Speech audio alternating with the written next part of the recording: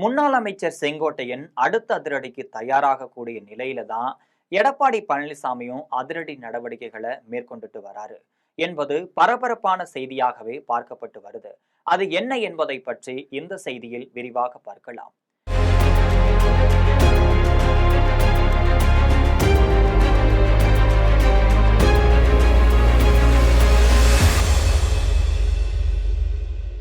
அதிமுகவில் செங்கோட்டையன் எப்போது வேண்டுமானாலும் கழகம் செய்யலாம் என எடப்பாடி பழனிசாமிக்கு முன்பே தெரிய வந்த விஷயம்தான்.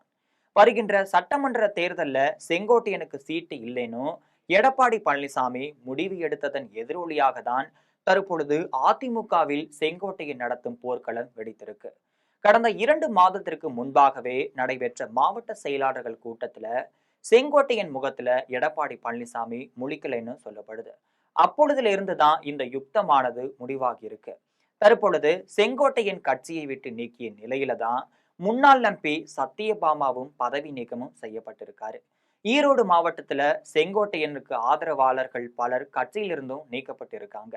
இதற்கிடையே தான் செங்கோட்டையன் அடுத்து என்ன செய்ய போகிறார் என செங்கோட்டையன் முதுகுக்கு பின்னால் இருக்கும் ஒரு சில ஸ்லீப்பர் செல்கள் எடப்பாடி பழனிசாமிக்கு ரகசிய தகவலையும் தெரிவிச்சிட்டு வராங்க.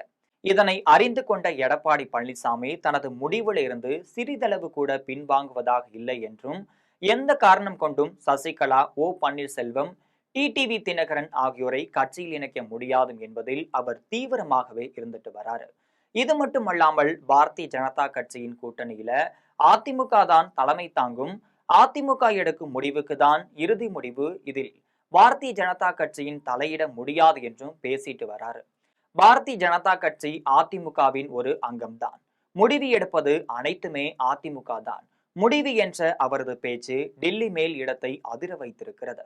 2026ஆம் ஆண்டு சட்டமன்ற தேர்தல் வரை எடப்பாடி பழனிசாமியை ஒருங்கிணைத்துக் கொண்டு செல்வது மிகவும் கஷ்டம் என டெல்லி பாஜக உணர்ந்திருக்கிறது. இதனைத் தொடர்ந்து எடப்பாடி பழனிசாமியை தனிமைப்படுத்தும் திட்டத்தையும் உள்துறை அமைச்சர் அமித்ஷா கையில் எடுத்துட்டு வராரு. இதற்கிடையே தான் தனது முதுகுக்கு பின்னால் இருக்கக்கூடிய ஸ்லீப்பர் செல்களை அடையாளம் காண்பதுல எடப்பாடி பழனிசாமி தீவிரமாக கவனம் செலுத்திட்டு வராரு.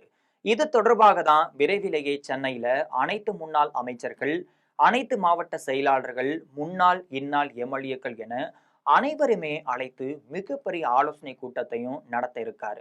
இந்த ஆலோசனை கூட்டம் மூலம் யார் யாருக்கு தனக்கு ஆதரவாளர்களாக இருக்கிறார்கள் என்பதை தெரிந்து கொள்ள முடியும் என கருதுகிறாரு.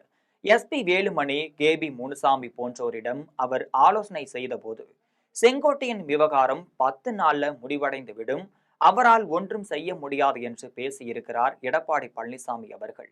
இதற்கிடையே தற்பொழுது பின்னால் துரோக செயல்களை செய்யும் 2 முன்னாள் அமைச்சர்களை அவர் விரைவிலேயே இதேபோல் கட்சியிலிருந்து நீக்குவார் என பேசப்பட்டு வருகிறது. இதற்கிடையே செங்கோட்டையனை புதிய ஒருங்கிணைப்பு அணி ஒன்றை உருவாக்க முடியுமே தவிர அதிமுகவை அவரால் கைப்பற்ற முடியாது என்கின்றார்கள் அரசியல் பார்வையாளர்கள்.